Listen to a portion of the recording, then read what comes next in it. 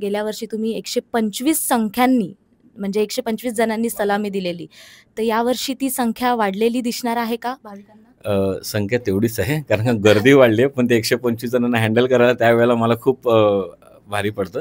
पण संख्या तेवढीच आहे, पण थोडंसं आम्ही चेंज केलं याच्यामध्ये, की लास्ट टाईमला आम्ही रिदम सेक्शनकडे जास्त फोकस केलेला.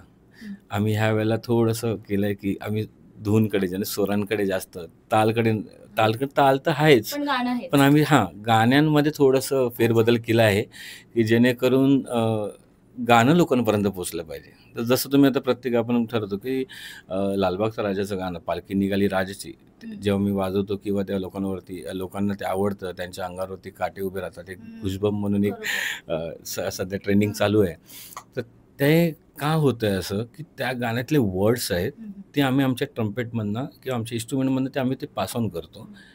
तसंच आम्ही यावर्षी ठरवलं की ह्यावेळेला अशी गाणी आम्ही जी एक निवडलेली आहेत, की ती लोकांपर्यंत त्यांच्या मनाला लागेल आणि ते खरोखर त्यावेळेला ते गाणं तुम्ही ऐकालच त्यावेळेला, की ते गाणं कसं लोकांपर्यंत पोहोचेल, आम्ही ह्याचा विचार केला आहे.